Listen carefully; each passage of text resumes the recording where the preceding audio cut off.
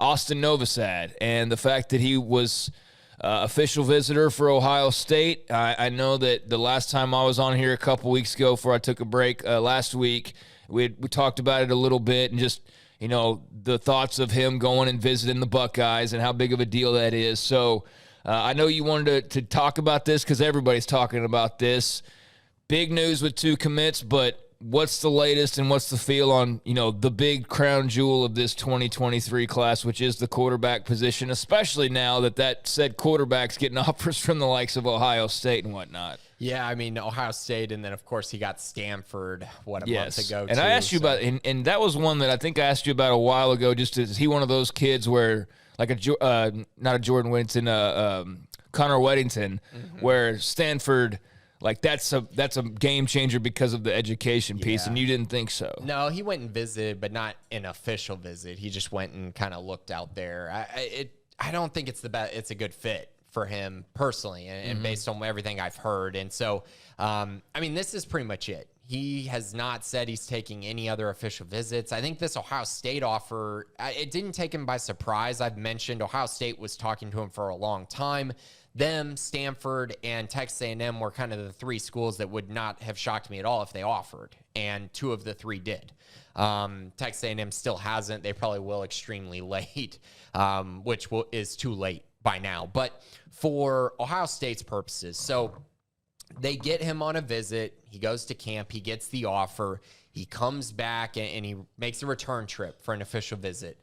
And I think the big thing that they're really selling Austin on is Ryan Day, the head coach, and Corey Dennis, the quarterback coach, just talking about development of the position and what they've done at Ohio State. When you talk about guys like J.T. Barrett, Dwayne Haskins, Justin Fields, C.J. Stroud, there's a long history of guys that have been very productive in Ryan Day's offense. And so I think they're really trying to sell that point home that, like, if you become the starting quarterback at Ohio State, you're going to get to the NFL. And for the most part, that has been true. And it seems true. Now, how much success they have at the NFL level is a completely different conversation. But for this conversation, it's about getting them to the NFL. And I think that's been a huge selling point for them. And I totally understand that. And, they're selling this dynamic offense. You have the ability to come in and throw for 50 touchdowns and all these things. Dwayne Haskins threw for 50 touchdowns. It's J.T. Barrett threw for 1 billion touchdowns like 10 years ago. Yeah. So they have that going for them, and I think that's the main selling point. And I get it. The head coach being the quarterback coach is something that can be very appealing. I also look at their depth chart, though, and I go, okay, so when is this going to come about? Exactly. Because you look at it, Kyle McCord, high 4-star prospect, he's just a redshirt freshman. You got Devin Brown, who's a true freshman, who is actually Austin's host on the visit as well. And you can tell me that, okay, CJ leaves after this year, which he will. He's going to be a top 10 NFL draft pick for sure. But then those 2 guys, if either one wins the job next year with, Austin there, you're going to be sitting for probably 2 years. And then you got to beat out the other guy and whoever they brought in recruiting-wise. And they have Dylan Raiola, the number 1 overall prospect in the 2024 class, committed. So it's just there's a lot of uncertainty there. And as we know at Ohio State, they cycle through backup quarterbacks like no other. Those guys go and transfer left and right. Argument that their backups are like there's an argument of like who's better, the backups that have moved on, because you're talking about like the Joe Burrows. I mean, he headlines it, and that's why you think that. But like there's Jack Miller, and there's a ton of those guys that have transferred elsewhere. Yeah, there's 2 sides to that coin, but yeah, as much as they're they're also producing transfers. Right, they are. And at any place you go, you're going to have to earn the job, for sure. But if you look at Baylor's, it's just much cleaner. You got Blake Shapen ahead of you, but Blake Shapen's going to be a redshirt junior by the time Austin gets to Baylor. And who knows? If Shapen has a great year this year and they win a Big 12 championship and then he comes back next year and does equally as well, I know his size isn't ideal for the NFL, but if you're winning and you're productive, and you're a redshirt junior at that point, you're probably going the NFL. I don't know that you're going to stay much longer than that.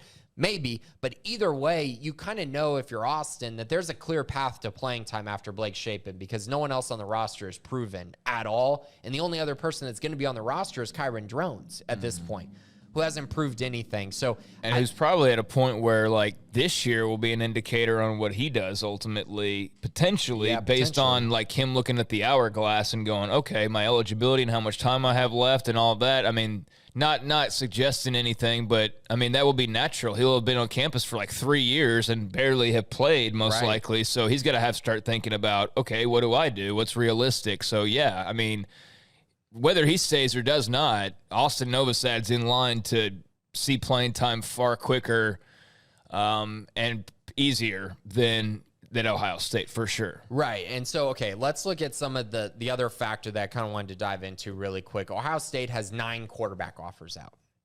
9 of them, okay?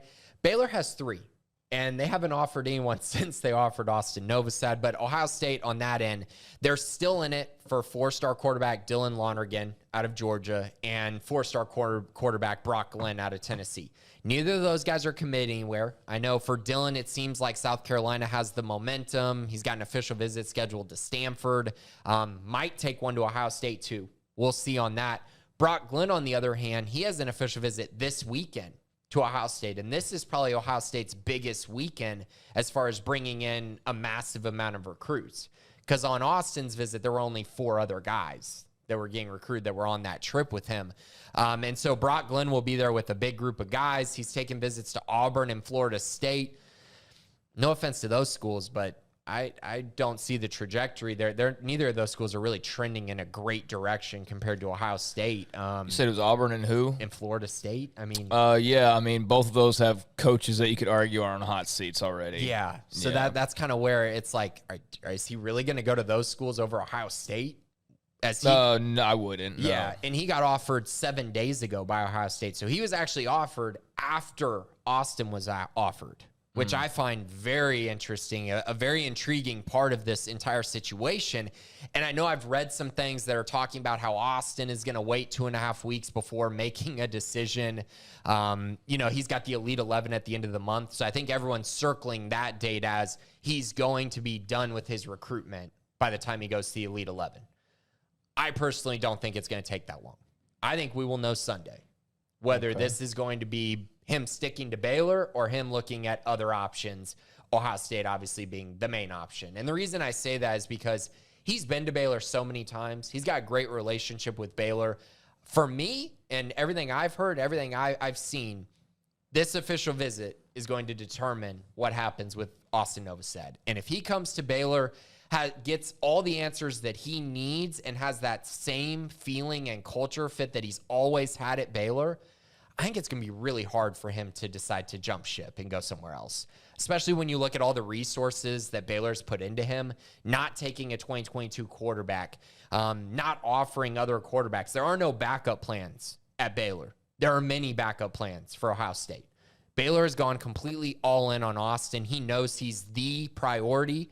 Not just a priority, the priority for this class. And that's why it's such a big visit. And Baylor's got to find a way to seal the deal. And personally, I think they will. I think he's going to end up signing with Baylor. And that would be huge for them to go to the Elite 11 and represent Baylor the way that we all know he will as potentially a top 5 quarterback in the entire class. So that'll be this weekend?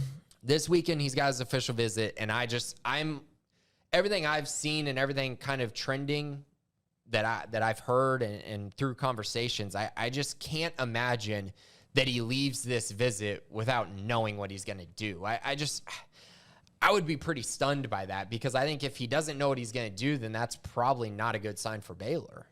Yeah, I wouldn't think so with all the time they've invested at this point and all of the focus. I mean, it's pretty clear to me when you know what they've done in terms of narrowing in on him, and you mentioned Ohio State's got like more than a handful of quarterback offers out. And quite frankly, I mean, let's be realistic about it. I know they're probably saying something different, but if they don't get him, they'll be fine. They'll move on and not even sweat it one single bit.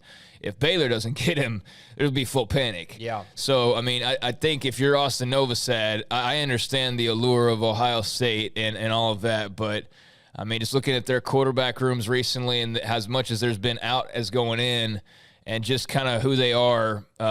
He's just the next highest ranked guy he's just that next guy in line to get, and he's not necessarily the focus or the goal. Where at Baylor, he is the focus, he is the goal, he is the guy. So we'll see how much that plays into it. You'd think that would play in quite a bit, because clearly there's more emphasis from one team than there is the other. He's a need for them just in terms of numbers. Yeah. He's like the guy that Baylor wants. Right. Does that make sense? Yeah. Right. And I guess my whole reasoning by this official visit thing is like, what are you going to learn in 2 weeks after the visit? Like, you already took the official visits. You learned everything about both schools. You got to see everything at both schools. Like, I just can't imagine it drags out for a long time. I know I've read some stuff about that and seen reports on that, but I truly think he'll make up his mind after this weekend, and we'll know. And honestly, everyone needs to know everyone needs to know what's going on there, because Ohio State's got to figure out what they're going to do. Maybe they take a commitment from Brock Lynn this weekend. Yeah. If they know that Austin's not on the table, they might just take a commitment from that guy. So that's interesting. And from the Baylor side of things, they need to know, because they got to figure out the quarterback position, because they already skipped on 2022. They can't miss again in 2023.